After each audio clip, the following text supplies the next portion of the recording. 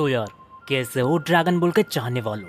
दोस्तों, finally anime saga का episode 12 आ चुका है और आज के इस वीडियो में हम एनिमे सागा के एपिसोड 12 को कंटिन्यू करेंगे और देखेंगे कि आगे इस मांगा में क्या होता है।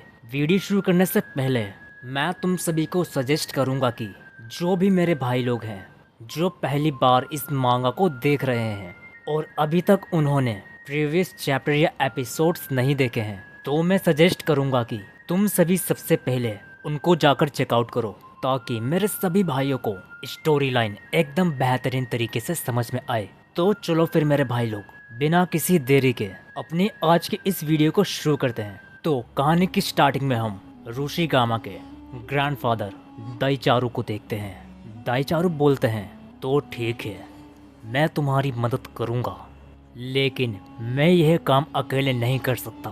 इसके लिए हमें दोबारा उसको वापस लाना होगा। तभी वो शख्स बोलता है, किसको?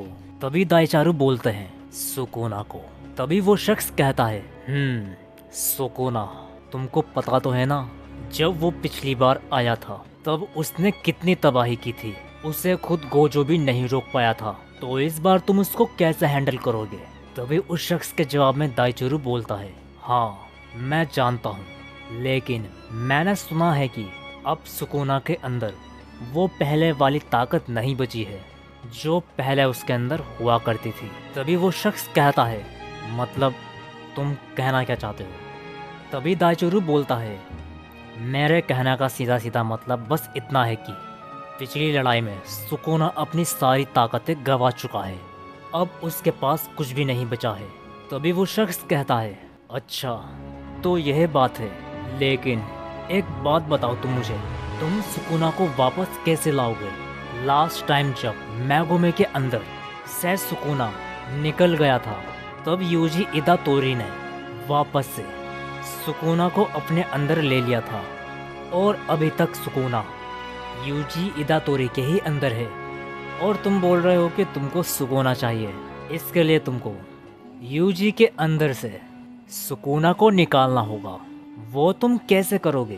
तभी दाईचारू बोलता है, हमें सुकुना को वापस से लेकर आने के लिए उन बच्चों की ज़रूरत नहीं है। तभी वो शख्स दाईचारू को बोलता है, दाईचारू, तुम मुझे सीधा सीधा बताओ कि तुम आखिर कहना क्या चाहते हो? तभी दाईचारू बोलता है, ठीक है, मैं अब तुमको पूरी बात बताता हूँ। यह बात उस समय की है जब किसी टाइम पर सुकुना इंसान हुआ करता था। उस समय सुकुना धीरे धीरे करके अपनी शक्तियों को बढ़ा रहा था। सुकुना जब भी किसी से लड़ता था तो बस यही सोचकर लड़ता था कि उसे एक डेथ बैटल चाहिए, लेकिन जिस भी ओपोनेंट से सुकुना लड़ता था वो चाहे कितना ही ताकतवर क्यों ना हो, बाद में वह सुकुना से हार ही जाता था। सुकुना के आगे कोई भी नहीं टिक पाता था। कुछ समय तक सब ऐसा ही चलता रहा, जिसमें सुकुना को अपनी ताकतों पर घमंड हो गया। जब उसका मन करता वह तब किसी को भी मार देता। धीरे धीरे करके उसने नरसंहार करना शुरू कर दिया। अब प्रकृति का एक उसूल हमेशा से रहा है, जहाँ पर अंधेरा होता है वहाँ पर रोशनी की किरण जरूर आती है। सुकुना को रोकने के लिए लोगों ने धीरे धीरे करके अपने संगठन बनाना शुरू कर दिए। अब हर कोई सुकुना को रोकना चाहता था, जिसके लिए लोगों ने सुकुना की कमजोरी को ढूंढना शुरू कर दिया, और सुकुना की सबसे बड़ी कमजोरी वो खुद था। तभी वो शख्स कहता है, मतलब सुकुना की सबसे बड़ी कमजोरी वो खुद था, लेकिन कैसे? इस बार में तुम मुझको सही से बताओ। तभी दाईचारू कहते हैं, मतलब यह है कि सुकुना दो पर्सनैलिटी के साथ जन्मा था, जिसमें से एक था सुकुना और दूसरा था साकुरा। सुकुना और साकुरा कहने को तो यह दोनों एक ही थे, लेकिन यह दोनों थे अलग अलग। सुकुना की हमेशा से सबसे बड़ी कमजोरी साकुरा रहा है। जहाँ पर सुकुना को नरसंहार करना पसंद था, वहीं पर साकुरा को सिर्फ शांति पसंद थी। सुकुना जब भी किसी को मारता था तो हमेशा साकुरा अंदर से सुकुना को रोकता था। साकुरा के इन हरकतों की वजह से सुकुना बहुत ज्यादा परेशान हो गया था। साकुरा ने सुकुना का जीना मुश्किल कर दिया था। साकुरा सुकुना की सबसे बड़ी कमजोरी बन चुकी थी और यह बात धीरे धीरे करके लोगों में फैलने भी लगी थी। अब उस टाइम सुकुना भले ही कितना ही ताकतवर क्यों ना हो, लेकिन था तो वो इंसान ही ना। जब साकुरा सुकुना की नाक का दर्द बन गया था, तब सुकुना ने फैसला किया कि वो साकुरा को अपने अंदर से अलग कर देगा और उसे एक गहरी नींद में सुला देगा। साकुरा को खुद से अलग करने के लिए सुकुना ने अपनी बॉडी के बीच में से 2 हिस्से करवा दिए, जिसके बाद दूसरे वाले हिस्से में साकुरा चला गया और पहले वाले में सुकुना ही रहा। और सुकुना RCB यानी रिवर्स कर्स टेक्निक की वजह से दोनों हिस्सों को हील कर लेता है, जिससे अब सुकुना के पास अपने खुद की एक बॉडी थी, यानी कि सुकुना की एक अलग बॉडी और साकुरा की एक अलग बॉडी। लेकिन इस बंटवारे में आधी ताकतें साकुरा के पास गई और आधी सुकुना के। सुकुना ने साकुरा को एक गहरी नींद में सुलाकर उसे जमीन के नीचे दफना दिया था। साकुरा अच्छाई का प्रतीक था और मुझे सुकुना को नहीं बल्कि साकुरा को ढूंढना है, जो कि सुकुना की दूसरी पर्सनैलिटी साकुरा ही है। मैं साकुरा कहूँ या सुकुना, दोनों एक ही हैं और साकुरा की मदद के बिना मैं टेनगेन बैरियर्स को नहीं हटा सकता। तभी वो शख्स कहता है, तो आखिर कहाँ है यह साकुरा? तभी दाइचारू कहते हैं, मुझे नहीं पता कि वो आखिर कहाँ पर है, उसको ढूंढना ही हमारे लिए सबसे बड़ा काम है। तभी वो शख्स कहता है, तो ठीक है, तुमको जो भी चीज़ चाहिए उसको ढूंढने के लिए वो सभी हम तुमको देंगे, बस अब यह काम जल्द से जल्द तुम शुरू कर दो। तभी दाइचारू बोलते हैं, वैसे क्या मैं तुमसे एक बात पूछ सकता हूँ? तभी वो शख्स दाइचारू से कहता है, पूछो, क्या पूछना है तुमको दाइचारू? तभी दाइचारू कहता है, तुम आखिर टेनगेन बैरियर्स को क्यों हटाना चाहते हो? तुमको पता है ना कि अगर टेनगेन बैरियर्स हट गया जापान पर से, तो इस वर्ल्ड में सब जगह कर्स स्पिरिट फैल जाएंगी और इस वर्ल्ड में बहुत सी ऐसी कर्स स्पिरिट्स एग्जिस्ट करती हैं जो कि सुकुना से भी ज़्यादा पावरफुल हैं। तभी वो शख्स कहता है, सवाल काफ़ी ज़्यादा अच्छा है। मैं तुमको इस सवाल का जवाब इसलिए दे रहा हूँ क्योंकि जो काम अब हम आगे करने वाले हैं उसमें तुम भी हमारे साथ होगे और तुमको यह पता होना चाहिए कि आखिर हमारा मकसद क्या है। तो सुनो फिर, हम टेनगेन बैरियर्स को इसलिए हटाना चाहते हैं कि ताकि कर्स स्पिरिट्स इस पूरे वर्ल्ड में फैल जाए, और जब ऐसा हो जाएगा तब इस पूरे वर्ल्ड में जितने भी कर्स स्पिरिट्स हैं हम उन सभी को पकड़ लेंगे और उन सभी को मर्ज कर देंगे, और फिर उसके बाद हम एक रिचुअल परफॉर्म करेंगे जिसकी मदद से वो उस जगह से आज़ाद हो जाएगा। तभी दाइचारू कहता है, कौन? आखिर कौन आज़ाद हो जाएगा? तभी वो शख्स कहता है, वो the lord of curse universe, Ravan.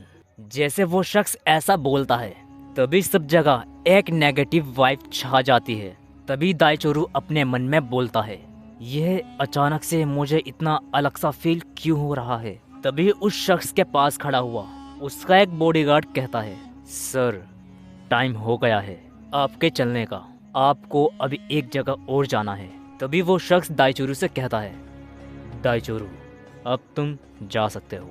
उम्मीद करता हूँ कि तुम हमारा पूरा साथ दोगे हमारे इस काम के अंदर। तभी दाइचारू ये सुनने के बाद वहाँ से निकल जाता है। दाइचारू अपने मन में बोलता है, अगर मुझे साकुरा का पता लगाना है जल्द से जल्द, तो मुझे ना चाहते हुए भी ब्लैक मैजिक का सहारा लेना होगा, और अगर मैं ऐसा करता हूँ तो मुझे किसी की कुर्बानी देनी होगी, और मेरे पास ऐसी कोई सी भी चीज़ नहीं है जिसकी मैं कुर्बानी दे सकूं। तभी दाइचारू बोलता है, लेकिन एक मिनट, एक शख्स है जो इस काम में मेरी मदद कर सकता है। तभी दाइचारू रुशिगामा के पास कॉल करता है। तभी सीन शिफ्ट होता है और हम रुशिगामा को देखते हैं। रुशिगामा का फ़ोन बज रहा होता है। तभी रुशिगामा फ़ोन को उठाती है और हम सभी को पता चलता है कि ये कॉल और किसी की नहीं बल्कि दाइचारू की है। तभी रुशिगामा बोलती है, हाँ दादाजी बोलिए। तभी दाइचारू कहता है, रुशिगामा अब वो कैसा है? तभी रुशिगामा कहती है, हाँ वो अब पहले से काफी ज्यादा बेहतर है। तभी दाइचुरु कहता है, उसे होश तो नहीं आया है ना अभी। तभी रुशिगामा कहती है, नहीं, जब मैं घर पर थी तब वो बेहोश था। तभी दाइचुरु बोलता है, घर पे थी? घर पे थी का क्या मतलब है? तुम अभी कहाँ पर हो? तभी रुशिगामा बोलती है, मैं मार्केट आई हुई हूँ। खाने का सामान खत्म हो गया था तो मैंने सोचा कि क्यों ना मार्केट से सामान लेकर आया जाए। तभी रुशिगामा बोलती है, हुआ क्या है दादाजी, आप ऐसे सवाल क्यों पूछ रहे हो? तभी दाइचुरु कहता है, नहीं कुछ नहीं, वो बस मैं ऐसा ही पूछ रहा था। तभी रुशिगामा बोलती है, दादाजी मैं रास्ते में हूँ, मैं आपसे घर पहुँचकर बात करती हूँ, आप आराम से घर आ जाना। यह बोलकर रुशिगामा फोन रख देती है। रुशिगामा बात करते करते अपने घर पहुँच जाती है। रुशिगामा घर के अंदर जाकर सारा सामान रख देती है और वह वेजिटा को देखने के लिए चली जाती है। जैसे ही रुशिगामा वेजिटा के कमरे में जाती है, अचानक से रुशिगामा हैरान हो जाती है। रुशिगामा देख रही होती है कि वेजिटा अब वहाँ पर नहीं है और पट्टियाँ खुली पड़ी हैं वेजिटा की। तभी सीन शिफ्ट होता है और हम वेजिटा को देखते हैं। वेजिटा किसी बहुत ऊंचाई वाली जगह पर खड़ा होता है और वेजिटा जोरों जोरों से एविल स्माइल के साथ हंस रहा होता है। तभी वेजिटा बोलता है, अब मैं पहले के मुकाबले काफ़ी ज़्यादा अच्छा महसूस कर रहा हूँ। मेरी बॉडी की कंडीशन काफ़ी हद तक ठीक हो चुकी है और यह सिर्फ उन दोनों की बदौलत हुआ है। तभी वेजिटा को अपना फ्लैशबैक याद आता है और हम सभी वेजिटा का फ्लैशबैक देखते हैं। वेजिटा के फ्लैशबैक में वेजिटा एक जगह लेटा होता है। तभी वेजिटा एक लंबी गहरी जोर की सांस लेता है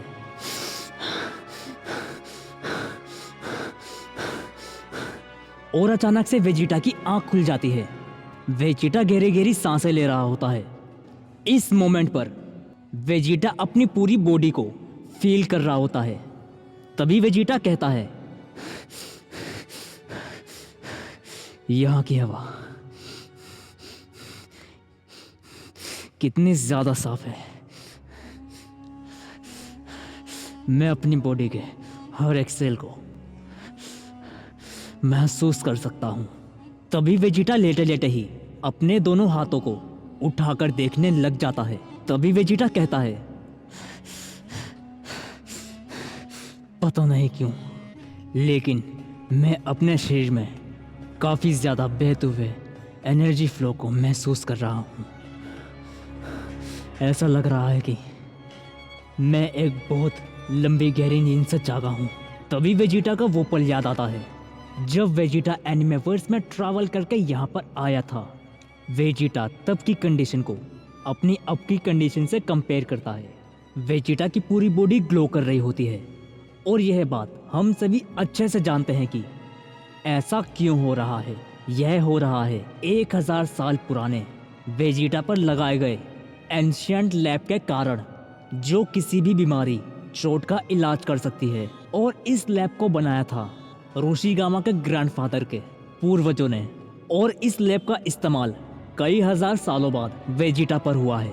इसी लैब की वजह से वेजिटा इतनी जल्दी खुद को हील कर पाया है और उसकी बोन्स भी दोबारा से रिकवर हो पाई है। और सच में एनिमेवर्स की ग्रेविटी को झेलना कोई मजाक तो नहीं है। इतने बड़े फोर्स को झेलने के बाद वेजिटा जिंदा है तो तुम खुद सोच सकते हो कि आखिर वेजिटा किस लेवल की स्ट्रेंथ को होल्ड करता है। एनिमेवर्स में सभी एनिमे आते हैं और उन सभी एनिमे की ग्रेविटी वेजिटा की बॉडी पर पड़ी है, तो इसका मतलब वेजिटा सबकी वाट लगाने वाला है। अब इतना तो तुम भी समझते हो।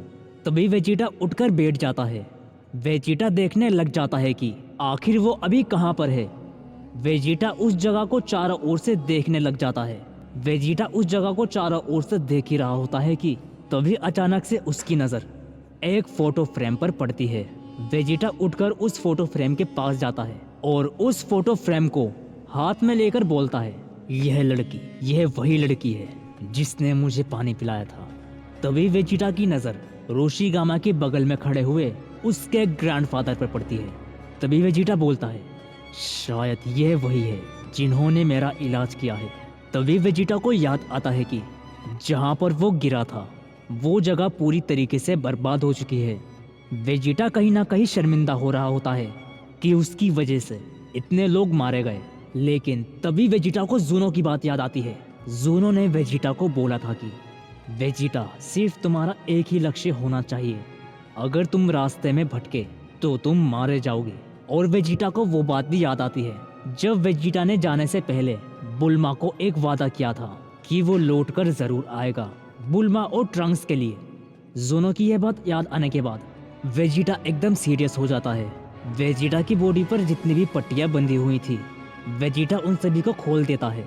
तभी वेजिटा कहता है, अब मेरा यहाँ से जाने का वक्त आ चुका है, मैं अपना बहुत समय बर्बाद कर चुका हूँ, अब वक्त है सभी चीज़ों को बराबर करने का। तभी हम वेजिटा के फ्लैशबैक से बाहर आते हैं और हम वेजिटा को देखते हैं। तभी वेजिटा कहता है, सुकुना, तुम जहाँ पर भी हो, अब तुमको मेरा होने से कोई नहीं रोक सकता। मैं आ रहा हूँ सुकुना, मैं आ रहा हूँ। वेजिटा यह बोलकर अपने हाथ को आगे करता है और देखते ही देखते वेजिटा के हाथ में विश का स्टाफ आ जाता है। अब कोई भी मुझसे कमेंट में यह मत पूछ लेना कि आखिर वेजिटा के पास विश का स्टाफ कहाँ से आया। यह चीज मैं प्रीवियस चैप्टर में पूरी तरीके से क्लियर कर चुका हूँ। तभी वेजिटा एक पोर्टल खोलता है और वेजिटा उस पोर्टल के अंदर चला जाता है। तभी सीन शिफ्ट होता है और हम दाईचारू को देखते हैं। दाईचारू अपने घर पहुंच गया होता है। तभी दाईचारू की आवाज को सुनकर रोशिगामा भागी भागी दाईचारू यानी कि अपने ग्रैंडफादर के पास आती है। रोशिगामा दाईचारू के पास आकर बोलती है, दादाजी दादाजी, वो वहाँ पर नहीं है। तभी दाईचारू समझ जाता है कि आखिर रोशिगामा किसकी बात कर रही है। तभी दाईचारू वहाँ पर जाता है जहाँ पर वेजिटा को रखा गया था। दाईचारू वहाँ पर जाकर देखता है कि वेजिटा वहाँ पर नहीं है और सारी पट्टियाँ खुली हुई हैं। तभी दाईचारू बोलता है अपने मन में, जिस चीज का मुझे डर था आखिर वही हुआ, वो चला गया यहाँ से। तभी दाईचारू रोशिगामा से बोलता है, चलो रोशिगामा, वो अब जा चुका है यहाँ से। रोशिगामा के मन में शुरू से ही वेजिटा को लेकर बहुत सारे सवाल थे। अब वेजिटा रोशिगामा के लिए एक मिस्ट्री बन गया है। तभी सीन शिफ्ट होता है और हम एक जगह को देखते हैं जो कि टेक्नोलॉजी के मामले में बहुत ज्यादा एडवांस होती है। तभी हमें एक बहुत बड़ी स्पेसशिप दिखाई जाती है जो कि इतनी ज्यादा एडवांस होती है कि मैं बस क्या ही बोलूं इसके बारे में, मैं तो खुद हैरान हूँ इतनी एडवांस टेक्नोलॉजी वाली स्पेसशिप को देखकर। तभी सीन शिफ्ट होता है और हमें स्पेसशिप के अंदर का सीन दिखाया जाता है। तभी हम कुछ गार्ड्स को देखते हैं जिन्होंने हाईली एडवांस सूट्स पहन रखे होते हैं। वो गार्ड्स एक शख्स को पकड़कर किसी के पास लेकर जा रहे होते हैं। तभी वो गार्ड्स उस शख्स के पास पहुंच जाते हैं। तभी उनमें से उनका सीनियर कहता है, मिस्टर जायोट, इसका नाम कालरा है और यह अपने यूनिवर्स के टाइम बैरियर को तोड़ते हुए पकड़ा गया है। तभी हम उस शख्स की थोड़ी सी झलक देखते हैं। तभी वो शख्स कहता है, ओह अच्छा, तो बताओ तुम्हारी आखिरी क्या इच्छा है। कालरा इससे पहले कुछ बोल पाता, मिस्टर जायोट नाम का शख्स सिर्फ अपनी फूंक मारने से ही कालरा को धूल में तब्दील कर देता है। तभी जायोट कहता है, तो बताओ मिस्टर कॉन्शियस, आज की रिपोर्ट क्या है। तभी उन गार्ड्स का सीनियर कहता है, मिस्टर जायोट, सभी यूनिवर्सेस के बीच में से होकर कोई चीज़ गई है और उस चीज़ से यूनिवर्स 0042 के अंदर एंट्री ली है। तभी मिस्टर जायोट कहते हैं, ओ अच्छा, तो यह बात है, पता लगाओ मिस्टर कॉन्शियस कि आखिर वो क्या चीज़ थी, थोड़ा हमें भी उसके साथ खेलने को मिल जाएगा। और इसी के साथ आज का एपिसोड का यहीं पर एंड होता है।